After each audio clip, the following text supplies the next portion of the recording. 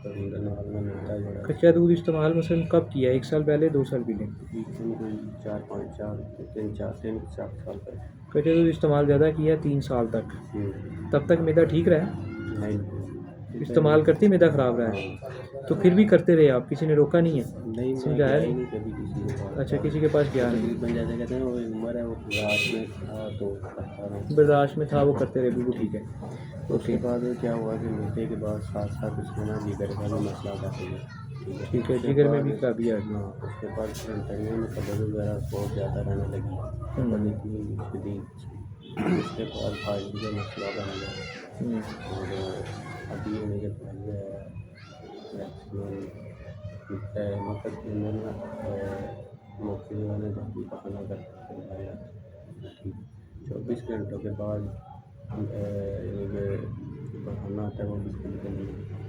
वो भी यानी कि गर्म पानी इस्तेमाल करना है या कोई भी चीज़ इस्तेमाल करनी है तो बनती है तो बिल्कुल करनी है। ठीक, ठीक हो गया।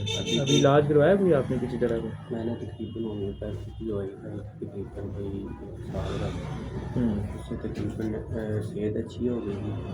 तो यानी कि मैं जैसे जितनी देर वो खाता रहा हूँ उतनी देर सुकून था, बाद में वैसे ही हुआ। होम्योपैथिक दवाई 1 साल खाई है, मगर उस 1 साल खाई है, उस दौरान आपने कोई ग़िज़ाई प्लान पे भी अमल किया है, क्या जी खाना चाहिए क्या नहीं? जी, वो उसमें बताया गया था उनकी तरफ से, उसमें अंडा गोश्त और यानी कि ज़ुबानी बताया था अंडा गोश्त कुछ चीज़ें बंद कर दें, बाकी जो मर्ज़ी खाएं? नहीं कार्ड पे लिखा था ना। नहीं, कार्ड पे खाने वाली चीज़ें भी लिखी थी? नहीं नहीं, हाँ, वही मना करने वाली लिखी थी, खाने वाली जो मर्ज़ी खाओ, तो वो तो जी 20वीं ऐसी चीज़ होगी जिनमें आप गलती कर रहे होंगे ना खाई, मगर फिर वैसे के वैसे ही हो गए। जी।